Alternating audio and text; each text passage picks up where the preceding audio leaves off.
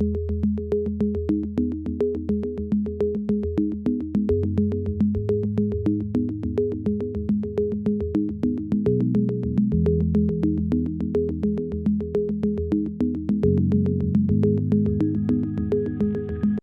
I'm going to come on to talk about the moments of a random walk. And this will give us a greater understanding of the mechanics of the process and its characteristics. Let's begin by looking at the mean of the particle motion process at time t. And we find that it's a linear function of time. It's t times 2p minus 1. Notice, first of all, that if p is 0.5, then that expression cancels out to 0 for all t. So a random walk process with no drift has an expectation of 0 for all time periods t. Now, again, let's go and consider our particle motion process with a p parameter set to 0.51. And let's look at the mean of that process over the first 20 time steps. When we do that, we can see very clearly that the mean of the process is a linear function of time. We can do the same with the process standard deviation. And we find that the standard deviation of the particle motion process at time t is a function of the square root of time. It's 2 times the square root of 1 minus p times pt. And if we plot the standard deviation of the particle motion process with parameter 0.51, we see this concave relationship between the standard deviation and the square root of time. This tells us straight away that a random walk process is non-stationary. And that means, in principle, it can wander arbitrarily far away from its starting point, given enough time.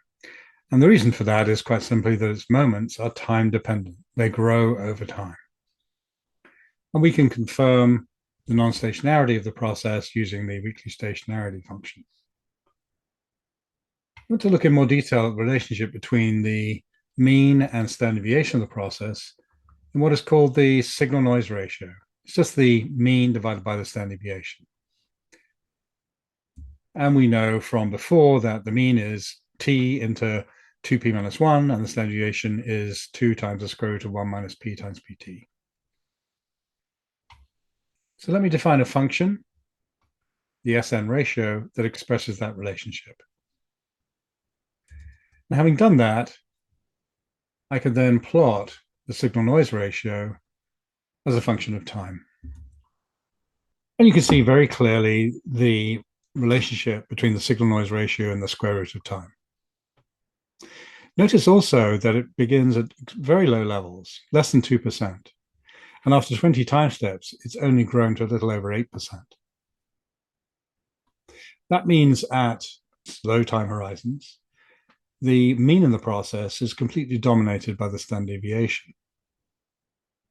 It takes a great many time steps, depending on the drift, for that signal-noise ratio to exceed 1, which is the point where the mean of the process begins to exceed the standard deviation. We can see that if we plot this process for 5,000 time steps.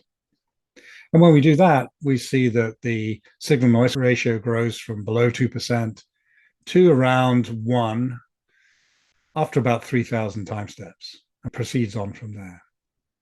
So it takes a great number of time steps for that ratio to begin to exceed 1 and for the mean of the process to dominate the standard deviation. We see something similar happening in stock processes.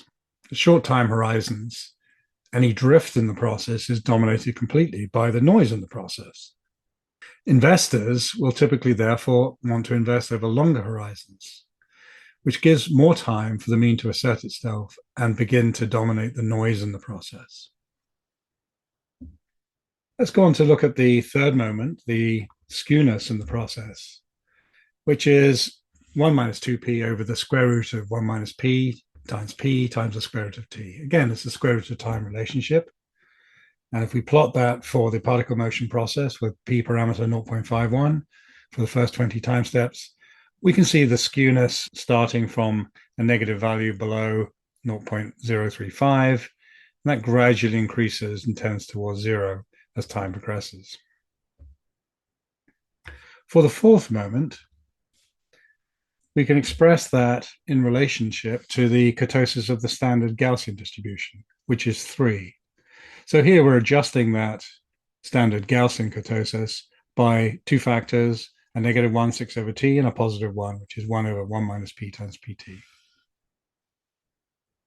If we plot that kurtosis for the particle motion process with p set to 0.51, we can see what happens is that the kurtosis begins at a value well below the level of the standard Gaussian, around about 2, and then gradually tends towards the level of 3 as time progresses.